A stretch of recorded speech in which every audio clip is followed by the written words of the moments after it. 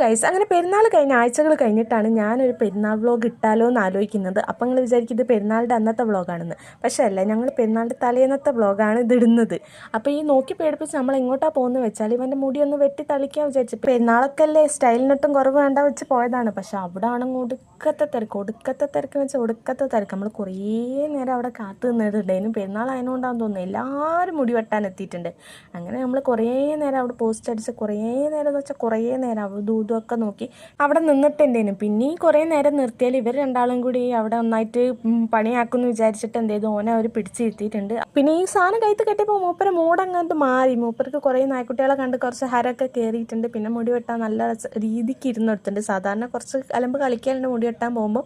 അങ്ങനെ നമ്മളാക്കെ കഴിഞ്ഞ് നേരെ ഫുഡ് കഴിക്കാൻ വേണ്ടി ഇറങ്ങിയിട്ടുണ്ട്. അപ്പം താത്താണെങ്കിൽ മെനു കാർഡൊക്കെ എടുത്ത് നല്ല രീതിക്ക് സെർച്ച് ചെയ്യുന്നുണ്ട്. ഓളാണ് ഫുഡ് ഓർഡർ ചെയ്യുന്നത് പോലെ നോക്കുന്നുണ്ട്.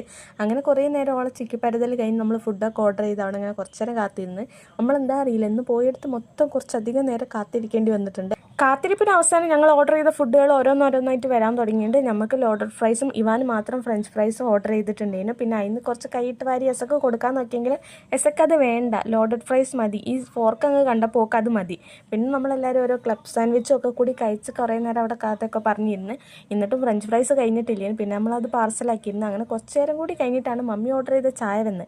അത് കുടിക്കുന്ന നേരം കൊണ്ട് ഇവാൻ അറിയാത്ത പലതരം കളികൾ അവിടെ ഉണ്ടായിരുന്നു. അതൊക്കെ ട്രൈ ചെയ്ത് നോക്കിയിട്ട് സ്വന്തമായിട്ട് ആനന്ദം കണ്ടെത്തേനും. ഓൻ്റെ ചിരി കണ്ടറിയാം, ഓനെല്ലാം അറിയാമെന്ന്. പിന്നെ അത് കഴിഞ്ഞ് നമ്മൾ നേരെ ഒരു കേക്ക് ഓർഡർ ചെയ്യേണ്ടതിനും അത് വാങ്ങിച്ച്. പിന്നെ പെരുന്നാളല്ലേ പിറ്റേന്ന്, അപ്പോൾ കുറച്ച് സാധനങ്ങൾ അല്ലറ ചില്ലറ വാങ്ങാൻ ഞാൻ സൂപ്പർ മാർക്കറ്റിൽ കയറി ഇറങ്ങുമ്പോഴത്തേനും ഇവിടെ ഒരു കരച്ചിലേനും. അങ്ങനെ കരച്ചിൽ എന്താ വെച്ചാൽ അവൻ്റെ കയ്യിലുള്ള സാധനത്തിനാണ്. പിന്നെ നമ്മൾ നേരെ വീട്ടിലെത്തിയിട്ട് പിന്നെ കലാപരിപാടികൾ തുടങ്ങി. ഇന്നിൻ്റെ പരീക്ഷണ വസ്തുക്കളായിട്ട് 2 അനുകളെ കിട്ടിയിട്ടുണ്ടായിരുന്നു. ആദ്യത്തെ അനുവിൻ്റെ കൈ കൊളാക്കിയതിന് ശേഷം രണ്ടാമത്തെ അനുവിൻ്റെ കൈ കൊളാക്കിയിട്ട് പിന്നെ ഞാൻ പോയി സുഖമായിട്ട് കിടന്നു.